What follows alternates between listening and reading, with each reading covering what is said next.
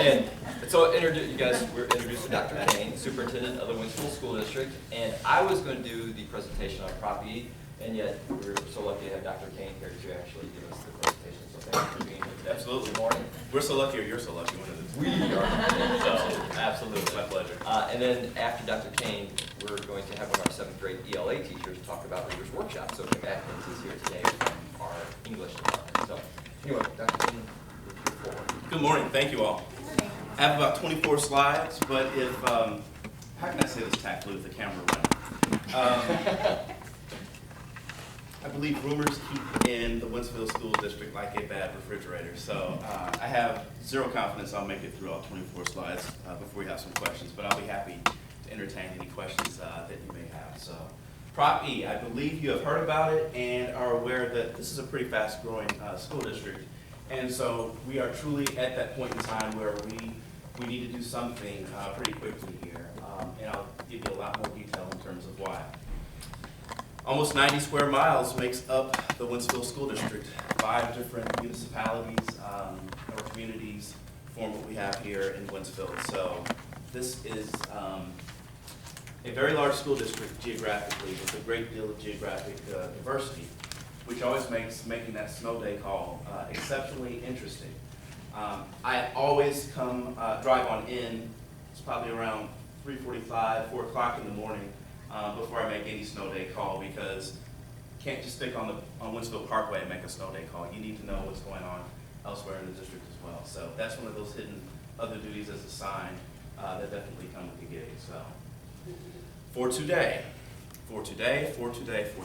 we have an exceptionally clean feeder pattern, which looks like 3 elementary schools feeding 1 middle school that then feeds 1 high school. And so you all are very much aware of Braintree, Duello, and Boone Trail feeding this middle school, which then of course feeds Timberland High School. And so we'll talk about what's happened since 2000 in a little bit, but there has been a significant amount of growth. And for those that have been in this district for any amount of time, you definitely know that.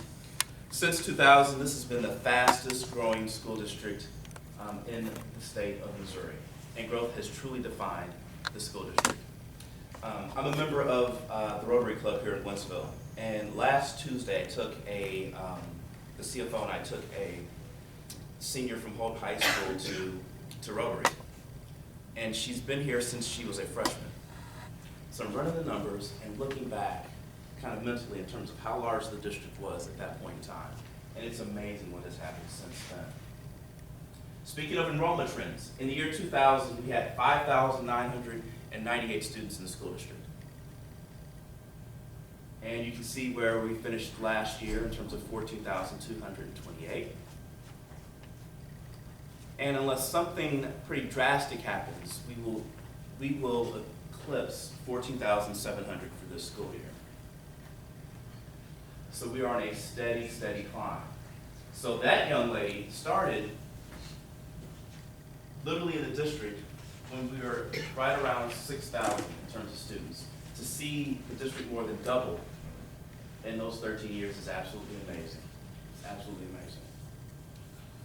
amazing. We didn't just begin this conversation in March.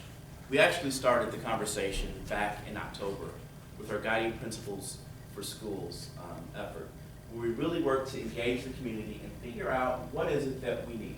What issues are important to stakeholders?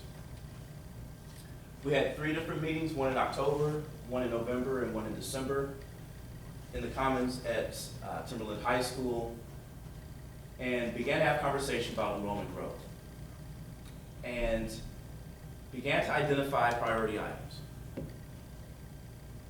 A new elementary building, adding elementary classrooms, and phase 2 of Liberty High School were all viewed as priority items. In Wentzville, we have pressing needs, and then we have needs. I don't want to negate or ignore the needs, but we have to address our pressing needs. And so that's where things have kind of fallen in this regard. So we'll talk a little bit more in detail. I think you specifically have some questions for me as it relates to that. I'm not a demographer. So I asked the board in December, let's figure out where we're going to be in the next 10 years. Let's bring in someone to come in from the outside and tell us where we're going to be in terms of size in this district in the next 10 years. And here are some key findings. An academically strong school district, plentiful affordable housing, and easy access to St. Louis. At the time when they were discussing easy access to St. Louis, we're talking I-70 and the 40 corridor, because the page extension was not complete. And phase 1 of the page extension opens up in a matter of weeks, and by the end of next month, the page extension completely opens up. So you'll see 3 statistical models, and you'll see what enrollment looks like in the year 23-24 between almost 18,500 and just under 20,000 students. So you'll see a high, medium, and a low there. What's important to note is Preston Smith, the demographer, suggests enrollment trends of growth at between 2.7 and 3.4%. But in the past decade, we actually saw growth much closer to 6.5%, in this case 6.4%. So his growth line looks a little different there. And then a concern is our ability to house what we have in terms of the number of students that are coming, and specifically by 2018. So when I talk about needs and pressing needs, we have immediate pressing needs that we're going to talk about. And ultimately, his projections suggest that we could have the potential to have a need of 2.5 million additional square feet of space throughout our school district. And calculations show that we are over capacity presently in 5 buildings, and you know one of them. So, that's the high, the medium, and the low. What's concerning is the red line never ever moves. This is what we have in terms of classroom capacity right now. Another piece that's concerning is I gave you a number of 14,700. Maybe play meteorologist for a moment. This projection is already off. So this line, or these 3 lines, actually originate right around there. So our projection is already off. But our red line doesn't move in terms of current capacity. So we are already off of the trend for the low projection, which means in 23-24 we'll be above 18,500. The question is, where does the high line now land? Is it above 20,000?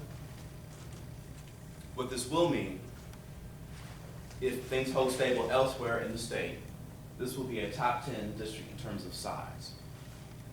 This will be a top 10 district in terms of size. So, Boone Trail, Wentzville Middle, South, Holt, and Timberland are all currently overcrowded. And I'm going to jump to another slide from a different PowerPoint to give you an idea of a bit of a reprieve that we think is coming only in the very short term, but behind that reprieve, we've got more students definitely on the way. And at these rates, by 2018, we're going to have 9 buildings that are overcrowded, and by the year 23-24, every single building within the Wentzville School District is going to be overcrowded.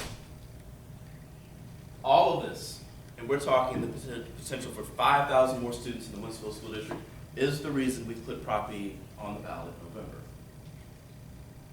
So what does Prop E mean? And there are green sheets just in the back that give you more specifics. 35-cent tax levy, 18 cents for new construction, and I'll delineate what that means. I'll talk about it, I'll delineate it in more detail. 17 cents applied to our current debt. 57.14% pass rate is needed. And the tax levy. So if your home is valued at $200,000, what does $11.08 mean a month? It isn't the difference between going to dinner or not once a month. It is the difference between a family of 4 at dinner once a month, choosing between having water and having, I'll say, carbonated beverage at dinner. That's the difference of $11.08 per month. So, a new elementary school, one that has not been identified in terms of placement, which means we don't know what the impact of that very clean feeder pattern will be. Classroom additions at Discovery, Lakeview, and Dewello. If you've been to Dewello, it's jam-packed. What I mean by jam-packed is there is not a single classroom that's open or free in the entire building. Not one. That's true of Discovery Ridge, and it's true of Lakeview. I'll say this with the camera running. It is very interesting because when Lakeview was opened, there was some question by the media of, why are you opening this building in the middle of absolutely nowhere? And what we're now, well, we needed the space, that's why we're opening the building. We're now talking phase 3 of Lakeview and phase 3 of Discovery Ridge. Those two buildings were opened the same week. One opened on a Tuesday, one opened on a Thursday of the exact same week. And then phase 2 of Liberty High School. People look at Liberty and say, wow, it's palatial. There's a great amount of space there. For today, that is true. In our district, if you have a high school, you have an auditorium. You simply have an auditorium if you have a high school. There's only one gym there. We need a second gym, and there's a need for another classroom wing as well. Equipment and furniture for new classrooms, security upgrades throughout the school district, and we're receiving questions. We just updated the A-phones. We just provided A-phones throughout our district. We have, not only our school buildings, but our district buildings as well. We have A-phones throughout the school district. And that is the correct answer from a security perspective for today. But we're talking about an issue that constantly ebbs, flows, and changes, constantly is evolving. And so we want to make sure we have some resources set aside to address whatever the need may be in 4 years. I wish I could tell you that all will be safe and there's no need to worry across the United States as it relates to safety in schools, but that's simply not true. And so we want to be primed and in a position to respond proactively as it relates to security. And then science and facts classroom updates at Wentzville Middle. Those classrooms are, depending on how you want to spin it, they're either vintage or they're antiquated. Those rooms have been in place, by and large, those rooms have been in place since Wentzville Middle School was actually the high school here in Wentzville. They are just flat old. There's no other way to say that. So 17 cents. Assess valuation, the joys of assess valuation. First of all, we built 9 buildings in the past 15 years. In the past 15 years, we've built a middle school, added on to almost every elementary school, and built 2 high schools. 2 high schools. I don't know of a district in the state that can say it's built 2 high schools in the past 15 years. We've done that. The problem is, since 2008, our assessed valuation has decreased by $110 million. It was either 2004 or 2005. The assessed valuation in this district grew over 22% in 1 year. So it's literally like monopoly. Those were what were called the good times. I've never seen an AV bounce of that significance in 1 year. And that's what we had. But with recession, we saw a decrease of our property value across the entire district. Now, you also saw the growth slide, so you saw what happened in terms of growth as well. So a slow year for growth in the Wentzville School District this century has meant just over 400 students. There are districts in this state that don't grow 400 students over the course of 2, 3, 4, 5 years. And we do that in a slow year here in Wentzville. Our current estimates is that our debt service fund will run out of money by the year 2017 without additional revenue. And I want to clarify, and I said this to all staff on August 11th, our debt service fund is separate from where salaries come from. Our salaries come from our funds 1 and 2. We are fine in our funds 1 and 2. Our issue is just with debt service. We've tried to be proactive, and in my time here, we have transferred $2.775 million out of our funds 1 and 2 to help alleviate some of our debt concerns, but it just slows the issue. It does not eliminate the issue. Something has to happen by the year 2017, or we are in a fiscal debt pickle from, say that 10 times fast, from a debt service perspective. So talking points, we are the fastest growing district in the state, and I appreciate that growth. You don't really get it until you hear to understand what that growth actually means. The fact that we have buses that run on a timely basis in a district where, in a lot of places, those bus routes have been established and have been in place for 5, 10, 15, some cases 20 years. In Wentzville, your Garmin may not be updated enough to figure out where new subdivisions happen to be. When we talk about new subdivisions, from 2011 to 2013, 2 years, the district received 3 plats for subdivision growth. I've been here for just over 14, almost 15 months. Anyone want to guess how many plats for subdivision growth we've seen since I've been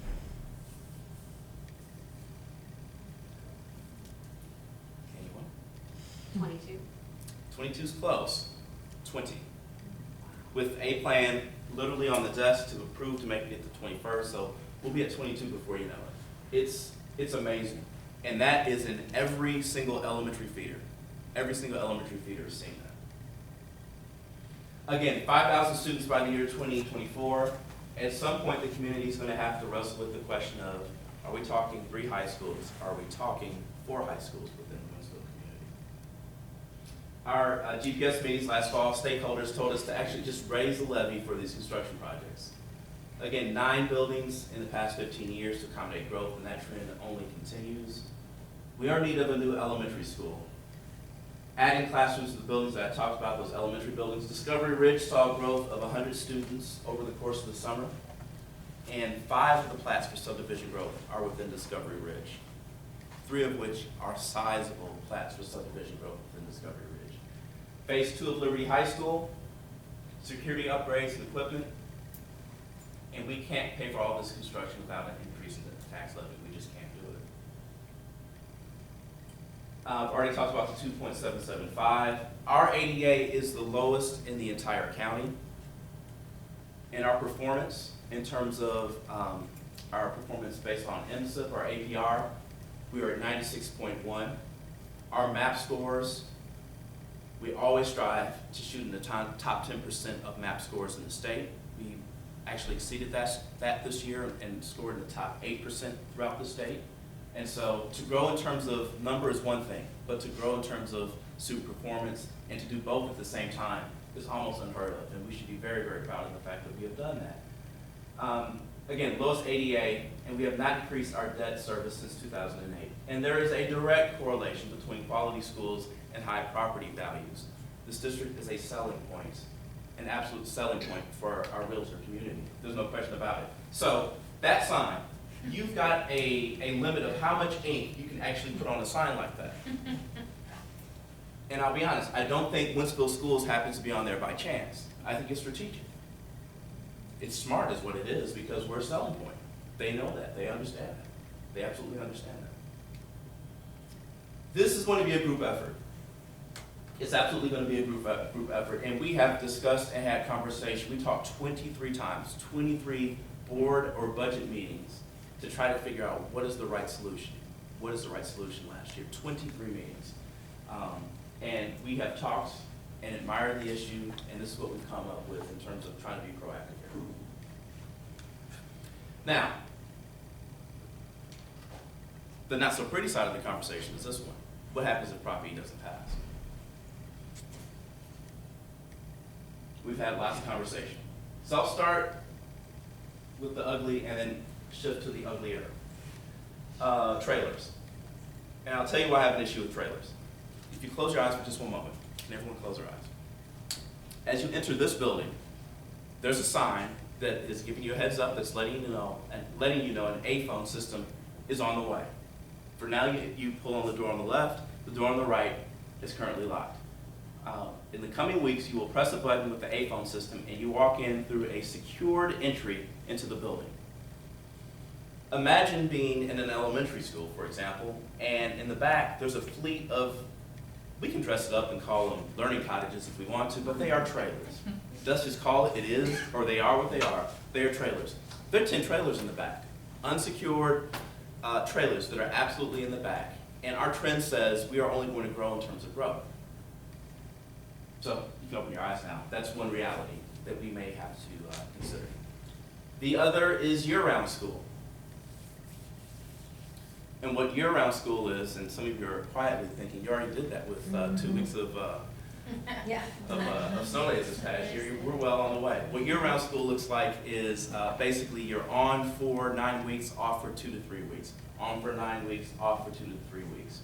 There are districts that have done it. Francis Howell's done it exceptionally well. They've been able to transition away from it. But they've got, or in their case, there were 4 kind of altering schedules in place. So what that meant is that at any one point in time, 3/4 of their students were in session throughout the course of the school year. Sorry, not school year, throughout the course of the year. And then the last option is one that this district did engage in August of 1970, which is split school. And what that looks like is this. You start the school day, half of your students start the school day either at 5 in the morning or 6 in the morning, and end at noon. We take a break, buses are scrambling throughout the school district, and then we start the second half of the school day at 1 o'clock in the afternoon, and folks go on until probably pretty close to 6 o'clock in the evening. And then buses truly are running in the dark and dropping students off. That's what split day school looks like. Historically speaking, the district started that in August of 1970, and the district stopped it in October of 1970. The community did not embrace that reality. I am not going to tell anyone what to vote. I will just encourage folks to vote. I would just encourage folks to vote. I know where my thoughts happen to be, but I'm not advocating at this point in time. I'm simply informing you. I do want to say this. In August, I received this towel, and I've covered up the name of the company because they're not going to get free advertising from me. But it's a golf towel from a modular classroom, learning cottage, trailer company. Just saying, hey, Dr. Kane. So vendors get it. They know what's coming in terms of our growth. The question is, what do we think is the appropriate response in the not too distant future here? With that, I'd be happy to answer any questions you might have.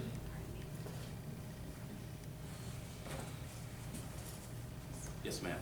So you talked about these requests that are coming for subdivisions, and is there some correlation between that and what the proposed tax revenue will be from those subdivisions? Are there any, is there any criteria for the,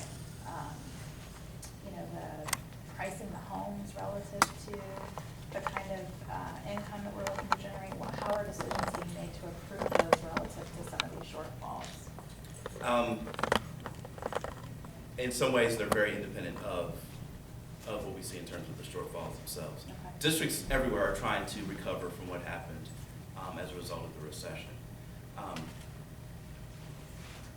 There are places throughout the nation, because we have investigated this notion of impact taxes, where, all right, if you're building a new home,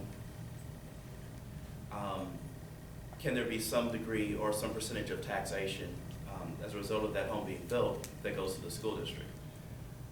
The challenge would be, let's say one of the 5 municipalities were to opt into doing that.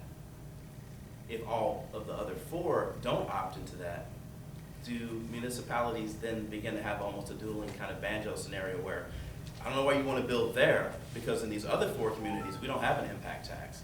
Will it actually begin to, not shuffle, but move potential business away from the community that's trying to enact an impact tax from others that aren't?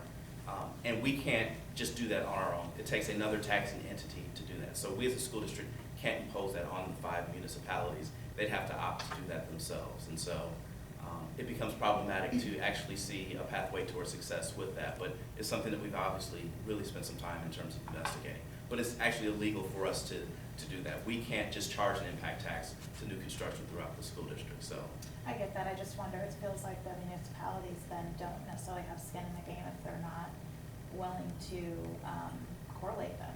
Sure. I mean, at some point, there's a correlation between building maybe inexpensive homes in communities that are already over, I don't want to use the term tax, but overtaxed. right. Not intended. And it's like there's no, they don't have any accountability in that. That's what it seems like. So I was just trying to understand. Even when it comes to roads, Mm-hmm. well, the reason that we have roads, it's a chicken or egg really scenario here. Well, the reason that we have new roads is because of, from my perspective, folks are opting to build homes here. And so municipalities, let's work together. And I'm fine with us paying our proportional share. I have no issue with us paying our proportional share. But it's almost disturbing how expensive traffic and other lights are. But we're more than willing to pay our proportional share. But is it the new home or the school district that's led to the need for the road? I'd love to have more conversation with that camera off about that. Can you share though the just so everybody understands the breadth of the municipalities you're speaking of in terms of, I mean, some people in here may not understand where we're serving, where the district completely serves. Did you have the slide for that?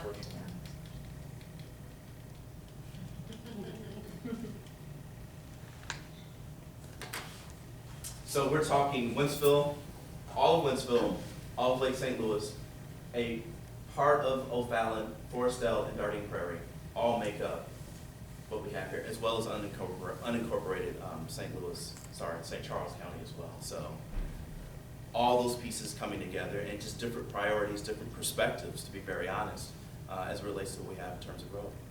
Would anything ever break off where, say, Francis Howe or Zumwalt would take on a portion of the district?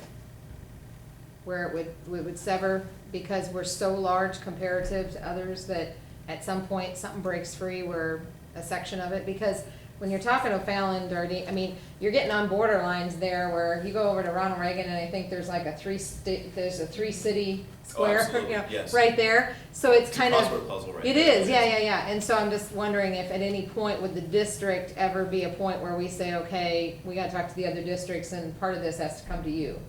I don't know how that works. Well, if I were to select different parts of different school districts, I mean, that could be their industrial base I'd want, because I'd want that taxation. Yeah, So if we were to engage in a land swap, okay, let's land swap. But I'm sure they don't want to give up that industrial base. That's part of our challenge, is that we're very domestic, rooftop dependent, very, very much so. We don't have a huge industrial base here, and so our taxation looks different than it does in other districts. Now, with TIFs and other abatement kind of programs that are in place, even firmly gauging what that taxation structure looks like becomes increasingly cumbersome. But we have a lot of domestic rooftops, lots of homes here, but not a lot of huge industrial anchors that are within the district. so that's where you it'd be talk to great the have city, 2, 3 that's more where of the those. city has to become more industrial focused. Absolutely. Yeah, and say, look, we're bringing families, the families are coming industrially, you gotta bring it too, so that they can work out here. I'd love to have a job out here and not have to drive downtown. If you drive into, my wife works at Parkway North High School, so if you're driving into St. Louis, life is all about intervals. So in terms of that drive, 15-minute, 20-minute, 25 intervals, the more you're able to shave that off, the more attractive communities become. Right. So the Page extension is going to do one of two things. It will make us less attractive, which I'll be honest with you, I cannot envision that, or we're going to be viewed as even more attractive to folks from the outside looking for a place to relocate. I think one of those two things will happen. But again, we're a sleeper community kind of thing then, in the sense that it's great to live here, but then I go somewhere else to work. And that's not good for True. that's not good for the district or the city. Well, and we're a small community with 3 high schools, which is oxymoronic by definition. There's no doubt about that. But that's truly what we are, is our degrees of interconnection. It's not about 6 degrees of separation. In Wentzville, I think, I'm not even sure it's 2 full degrees of separation. There are always points of interconnection, and so if this is to be successful, it will be because of that intersection, that interconnection. Do we have information, obviously there's a lot of new homes with young families, young kids, which is why we have more children in school. But there's certainly lot of houses where those kids are gone and they no longer have an interest in paying for a school district that they have no one in their household attending. Do we have information on what's that percentage break between households that have kids in the district and households who are done with that and not wanting to vote yes? Sure. And is there a tipping point? Right. Every bit of data suggests that we have younger families that are moving in. We do have retirement and other communities that are moving into the district as well, but we have a very, very good percentage of younger families that are moving in.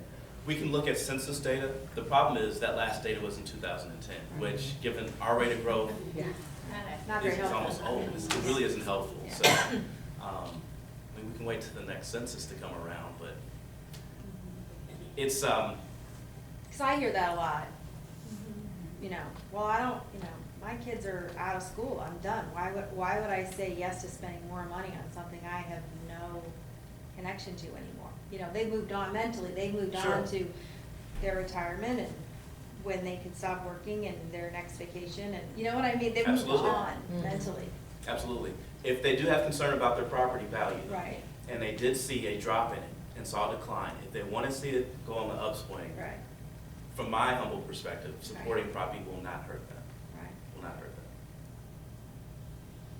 that. I went to the GPS meeting and when we left there, I thought we were getting a swimming pool. I didn't see that. But my question is, if this would pass, would this carry us all the way through the projection, the study that you've done, all the way to 2018, or are we going to be back in this position in a couple of years? We've got phase 3 that's not on there, Liberty High School. Yes. You see my smirk. Best case, I think we're talking 2-year windows of coming and re-examining things. When I first got here July of 2013, and I talked to folks that have been in the community for a while as well. I literally went out and I talked to anybody that would be willing to talk. And we could present something that looks so much larger than 35 cents. We could easily do that.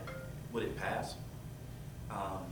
There's also apprehension to building. Well, I think we're going to need a 4th high school at some point, but do we break ground on that right now? And ultimately something happen in 5 years and there's no need for that? So there is a strong sentiment for us to measure twice and cut once on all of this. And as we know, we needed to come back and ask our community for that. From a fiscal spending perspective, because effectively what we're talking about is going into someone's purse or wallet and asking for more, I do want us to be exceptionally sure that we are asking for what we definitely know what we need. I have shared with folks, I already have thoughts about Prop F, because that's part of my charge is to be thinking down the road as well. And so what's our next need in terms of need that's going to come around as well? Another question that we have to wrestle with constantly is Boone Trail, just across the parking lot here, at one point had well over 1,100 students inside of it. It's down to 950, 940 plus students. That is a huge elementary school. And I could argue we've got very good sized middle schools within this district as well. The question is this: what does student identity look like for a 5-year-old in a building with 1,100 students? And the same for a 13-year-old in a building with, we're sitting at 1,250 here. Could we bump that up to 1,500? We could. I hate to say this without even shaking a stick at it, we absolutely could. Is that the right student answer though? That's a question we have to ask ourselves. Is that the right student answer?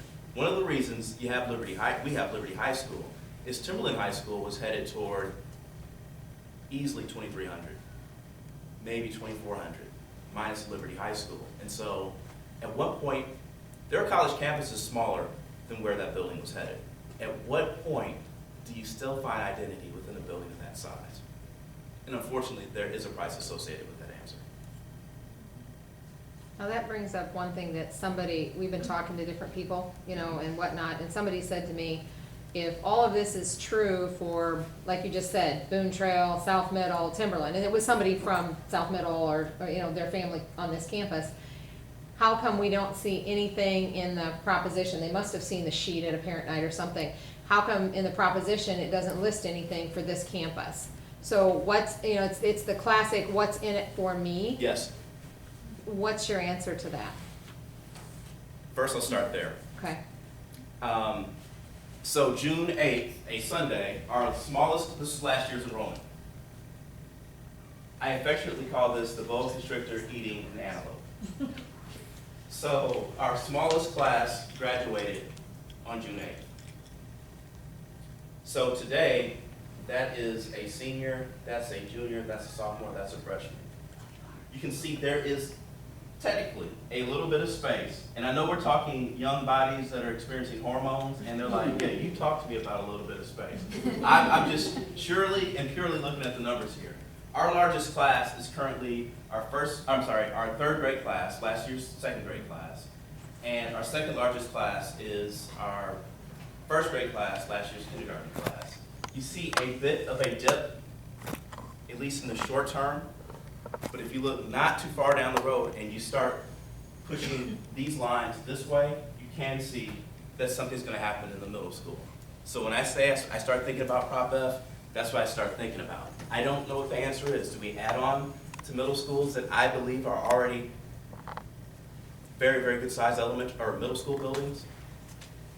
I don't know. It's one of those questions we're going to have to wrap our arms around. I hear the questions with swim. I was at 2 Fridays ago, not last weekend, the previous weekend, that Friday and that Saturday for the Timberland and Holt's football game.